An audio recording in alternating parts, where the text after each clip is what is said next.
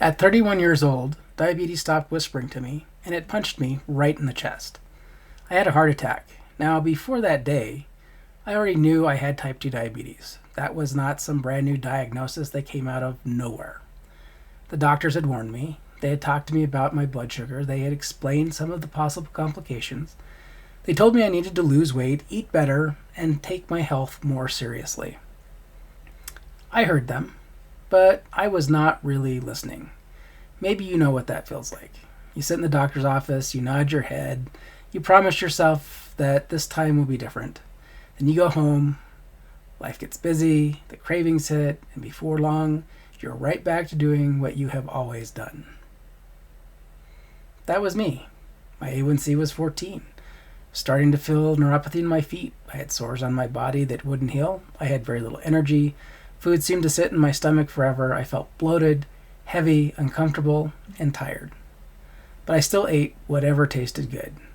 Taco Tuesday, Weenie Wednesday, cheeseburger, cheeseburger, cheeseburger.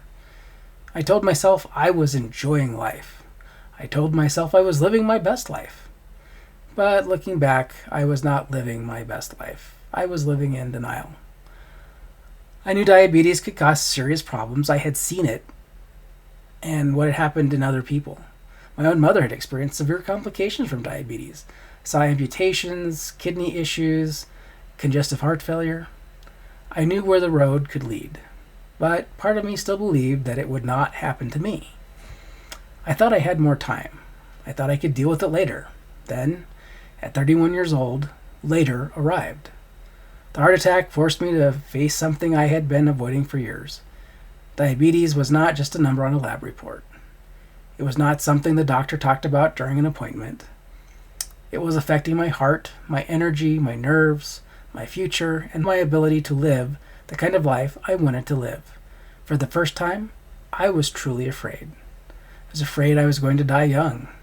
Afraid that I would become disabled and a burden. Afraid that I would eventually need other people to take care of me.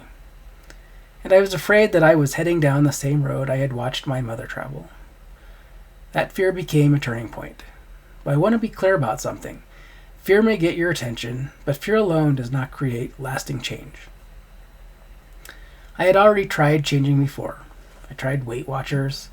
I ate a Mediterranean diet. I counted carbs. I counted calories. And I tried avoiding snacks. I tried eating 6 small meals every day. I had plenty of information. What I did not have was a structure I could actually live with. Every plan seemed to depend on me being motivated all the time. And let me tell you something, motivation is a terrible long-term business partner. It shows up excited on Monday morning and disappears somewhere around Wednesday afternoon when somebody brings donuts into the break room. My biggest struggle was the cravings. I loved carbohydrates. I still love carbohydrates. I loved the foods that tasted good and made me feel comfortable. Food was not only fuel for me, it was entertainment. It was stress relief. Food was a reward. Food was something I looked forward to, and I wanted to live to eat instead of eating to live. So whenever a plan made me feel hungry, deprived, or punished, I eventually went back to my old habits. That is why I believe so many men struggle after a diabetes diagnosis. It is not always because you don't care, or because you're lazy, or because you lack willpower. Sometimes you are simply told that you should stop what you've been doing, but without being given a realistic way to live differently. Eat healthier sounds simple, but what does that actually mean at 7 o'clock in the morning when you're running late? What does it mean when you're standing in the convenience store looking for lunch? Or when the family wants pizza? What does it mean when the cravings hit at 3 o'clock in the afternoon and the vending machine in the break room is hollering your name loudly? Those were the questions I needed answers to, and eventually I found a different approach. I learned how to build a lifestyle around real food, satisfying meals, better food structure, regular movement, mindset, supplementation to help fill in the nutritional gaps, and accountability. I learned that I did not have to starve myself, did not have to punish myself, and I did not have to spend 3 hours a day living in the gym. Thank goodness. I needed a structure I could repeat. For me, that meant focusing on the right balance of protein, healthy fats, and reduced carbohydrates. For me, that meant focusing on the right balance of protein, healthy fats, and reduced carbohydrates. It meant planning snacks instead of waiting until I was actually starving. It meant walking and becoming more active in a realistic way. It meant working on the thoughts and beliefs that had kept me pulled backwards towards the food that was not good for me. And it meant having a support system instead of trying to quietly fight the entire battle all by myself. Over approximately 9 months, my personal A1C went from a 14 back down to a 6.4. I lost 30 pounds and 5 inches from my waist. My blood sugar readings became steadier, I had more energy, began feeling better, and started feeling more like myself again. Those are my personal results. Your results may be different, and diabetes care should always involve your qualified healthcare provider. The biggest change was not only what happened on the scale or on a lab report. The biggest change was that I no longer felt as though diabetes owned me. I began to feel in control again. And there was one funny moment when I realized how much I had changed. A young woman was checking me into a hotel for a conference and saw my driver's license picture.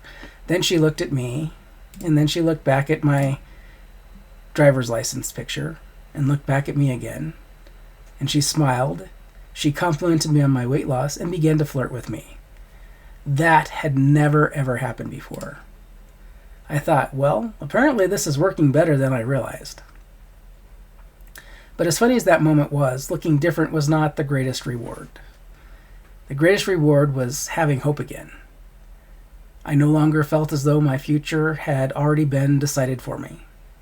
And that is what I want the man watching this video to understand. Maybe you have just been diagnosed. Maybe your blood sugar numbers have started scaring you. Maybe your doctor has warned you that things need to change. Or maybe you have known for years that you need to make changes, but you keep falling back into the same habits. I understand. I lived it. I understand what it feels like to be ashamed, to feel like I'm afraid all the time. I understand what it feels like to sit in front of the doctor knowing I have not followed the instructions. And I understand the fear of wondering whether diabetes is slowly taking my future away. But I also know this. Diabetes is serious, but is not the end of your story. You do not need to change your entire life by tomorrow morning. You do not need to become perfect. You do not need to punish yourself for what happened yesterday. You need to take the next step. The next step may be scheduling an appointment with your healthcare provider, or it may be asking better questions. It may be planning tomorrow's breakfast or taking a short walk.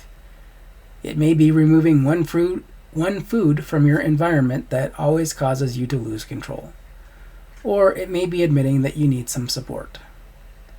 Small steps may not feel very impressive, but small steps repeated consistently can begin to change the direction of your life. My heart attack was the moment diabetes finally got my attention. My hope is that you do not have to wait for a crisis to start paying attention to yours. You still have choices. You can still learn, you can still make progress, and you can still have a great life even if you have diabetes. My name is Michael Randall, also known as Diabetic Mike.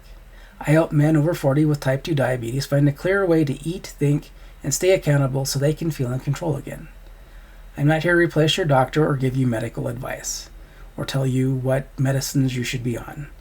I am here to share what I have learned, tell the truth about my own experience, and help make this journey feel a little less confusing and a lot less lonely.